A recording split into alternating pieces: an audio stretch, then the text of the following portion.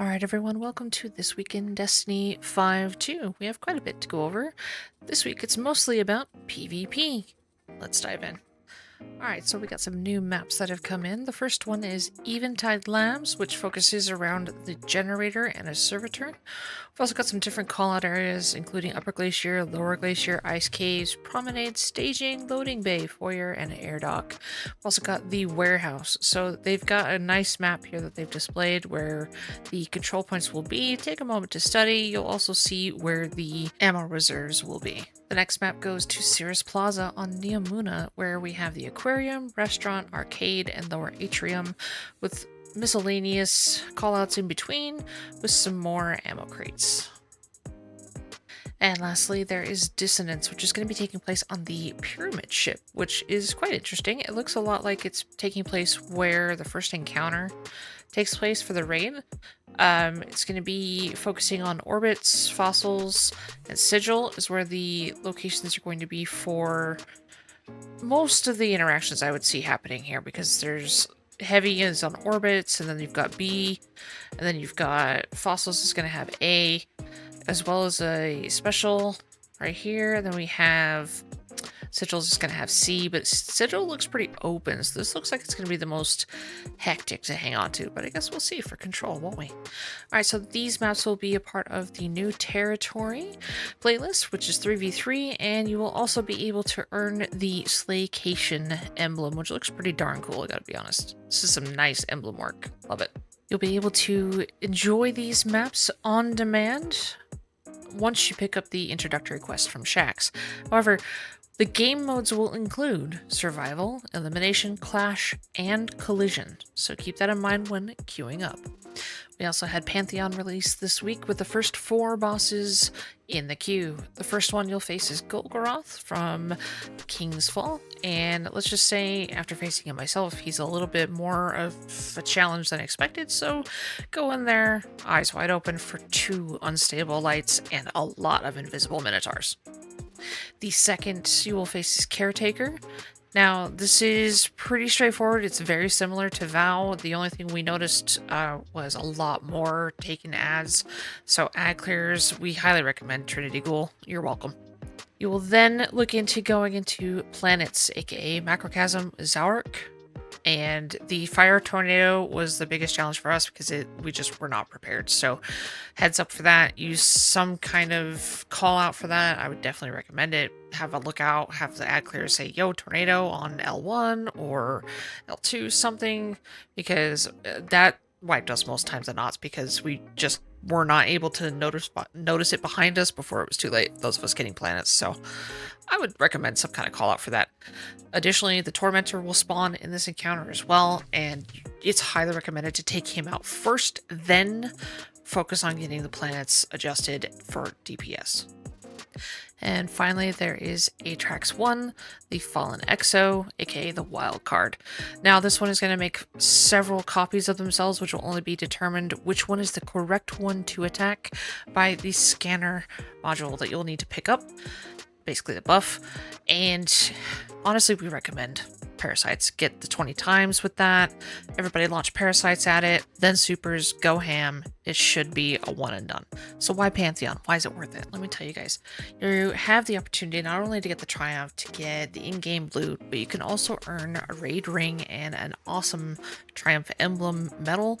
Now, again, all of this is time gated. You only have until June 3rd, aka the release of the final shape, to get all these Pantheon rewards. So I would highly recommend you get your team together and you keep at it. Just keep going. Don't worry if you don't get it one night or you get stuck. Just take a break, come back, do it again. That's what happened to us, and we're already raring to go again for tonight. So don't worry about it, okay? Keep at it. You'll get there. Alright, so Raul is also getting basically a reset rank system as well, so we're going to be seeing that coming into the final shape, where the exotic armor can be, well, let's be honest, getting that can sometimes be a time-consuming process, as well as getting all the Ascendant shards in order to cash them in what is the current process with Raul. So what they're going to be doing is setting up a promotional program that makes farming for the armor you want more deterministic and less dependent on rotators. So it seems like we'll be able to earn rep by decoding engrams, which is pretty interesting. Next up, shaders. They are revamping how shaders look. I cannot tell you how many times, and live on stream, I have literally shown people, hey, let's put on the shader and see what it looks like. And there's a color in there that doesn't even exist on the shader. Well, they explained why in more detail in this week's TWID, which I really appreciated because this always confused me. I took color theory in college, so I'm just like, what is happening? So the shader that they currently show us only has 4 colors being displayed when there's actually 6 available in the shader. So that is why sometimes when you do a shader, it doesn't look the way you're expecting because there's actually 2 extra colors in there that are not shown. So they're changing how that's going to work and how those look, and I've shown an example on screen. They even went into closer detail with Gambit Jadestone, which I've also displayed on screen. So this is going to be great. It's going to make it more reliable for us to be able to pick and choose and customize ourselves a little bit more reliably without having to play a guessing game with what else is in that shader that we can't quite see. So we'll be able to see it now, which is pretty cool, which Bungie, thank you from the bottom of my heart. So last but not least, they acknowledged that there is an issue with the balancing of the special ammo and earning of that with the metered system and everything in between when it comes to checkmate and how that's been implemented. They acknowledge that there's also a technical issue with that. The tech that was designed to implement all of that just isn't working the way they were expecting. So they've had to create something completely new. And here's how this is going to work going into final shape. Players will respawn each life with 1 kill worth of special ammo for their chosen weapon. This serves as a stopgap for players to make sure they are never going to long amounts of time with an empty weapon, and encourages more players to continue to utilize special weapons, albeit in a limited fashion. 2 primary weapon final blows will drop a personal ammo break that awards 1 kill's worth of special ammo. This is our deterministic earnable method of distributing ammo in the blended system of our purpose-built version.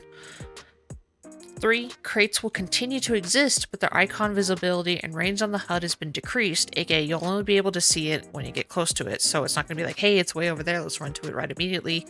You won't really know exactly where it is, and they're also going to be...